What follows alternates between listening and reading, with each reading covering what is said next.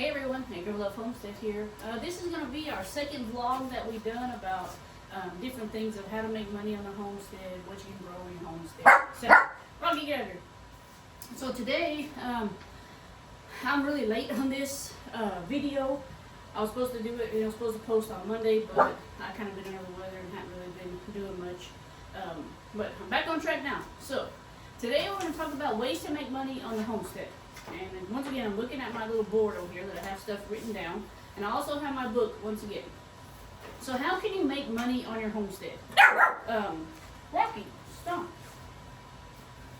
So the first way you can make some money on your homestead, we all need a little bit of extra income coming in, to help pay for animal food, to help take animals to the vet, stuff like that. Why is this sitting here? So the first one I have is to sell produce. If you do a garden at your place, you can sell that produce. A lot of people look for fresh produce, especially if you don't use pesticides. If you don't use pesticides, a lot of people look for that. You can also set up like a table, by your road, and just put some out there and kind of see, do a self-serve. People come and just maybe pay what you can, or put like a little price list out there, stuff like that. You can also do like a lot of people are doing the farmers markets now. So take what you grow, take to the farmers market, and sell it there. So that's that's just some ways that you can make some money with your produce. Like your canned food, if you have canned food. You can probably take that up to the farmer's market also and sell that. A lot of people like the herbs and stuff also. So number 2 is sell extra farm animals. And as we know, if you have goats or chickens or rabbits, they tend to put out an extra amount of animals that you could probably post up for sale. Goats in my area typically go for $150 up to $700. It's just going to depend, if they have their registration and stuff like that.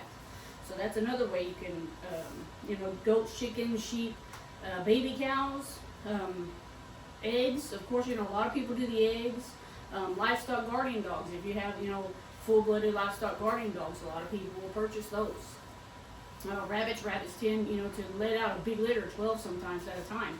Depends on, I guess, the mother, but you can also sell those. So that's another way that you can, take those maybe like to the farmer's market too, if they'll let you, and kind of sit up there, or to like a bazaar, or something like that, and sit up there. 3 is your already butchered meat.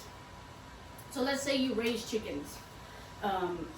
Go by your cottage rules on this, because I think in Texas you have to sell more than 1,000 for them to be able to tell you anything. I would never sell 1,000 chickens. I haven't even sold any, as of now. That is a future plan for us, just like the rabbit meat. That's a future plan for us. But you can sell, butchered, your cows you take to butcher. That is meat that you can actually sell, from your homestead without having to have a license, because when you take your cow to get butchered, or whatever animal you take to get butchered, you're technically using their sticker, so you technically don't have to have that, as long as you're selling under a certain amount. So check with your, with your state and kind of see and look up and get you some more advice on that. 4, canned goods. We talked about that with the produce. So canned goods, a lot of people do a lot of canning, and they take it to the farmer's market and they'll sell it there. And a lot of people look for the canned, fresh produce. You can also make homemade soaps. I got lotions, salves, just a lot of different stuff you can make at home and take it and sell, or post it online, or stuff like that. Baked goods. There's breads, cakes, cookies, homemade sourdough starter. A lot of people are doing sourdough right now. So I would, if you want to make money on your homestead, make you some sourdough starters to sell. Like I go to the Amish market and she has little bags of like just dry sourdough starter to and she sells those I think for like $8, so you can do that. Your herbs, we talked about herbs. Herbal teas, you can make teas and possibly sell those. Herbal remedies, tinctures, etc. That's another way you can make some money on your homestead. Homemade things, I got crochet things down here for number 7.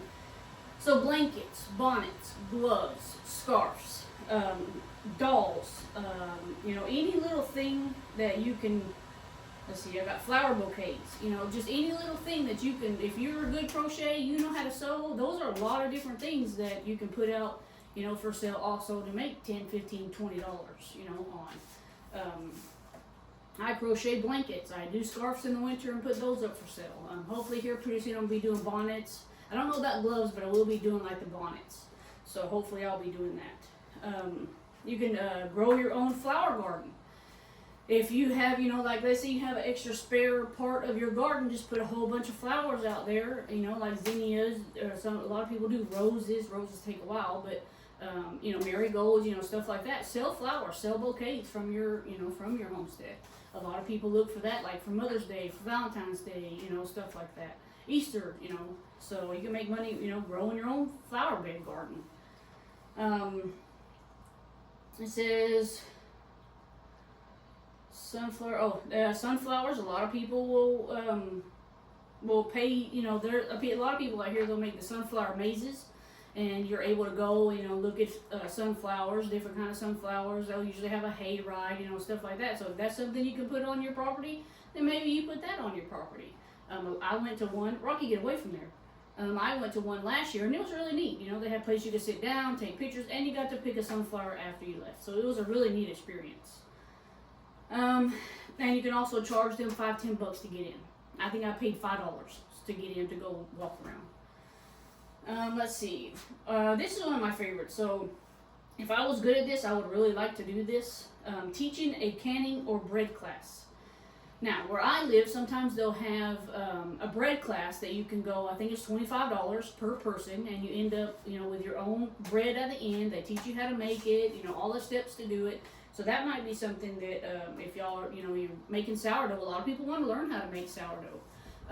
If you can do that, that'd be another way to, you know, make some money. Invite 5 people, you know, $25 a piece, you know, hey, that's some pretty good money.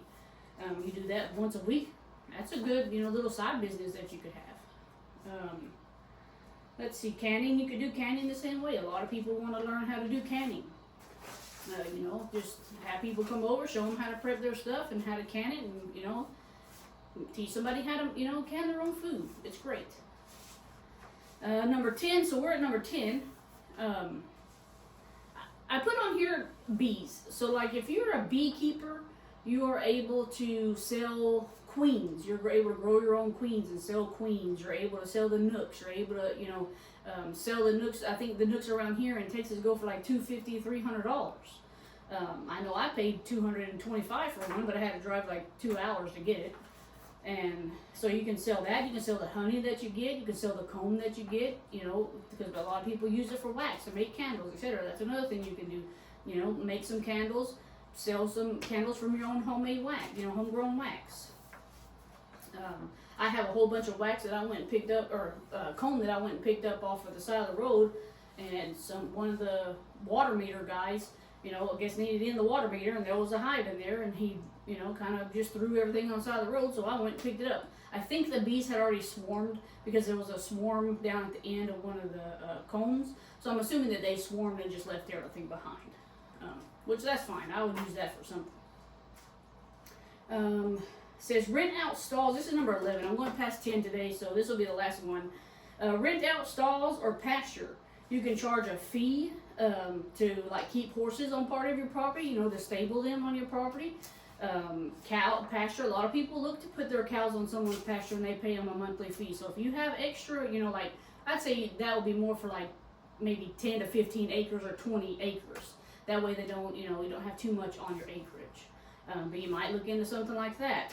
A lot of people look for, you know, if you have horses, maybe you can do horse training.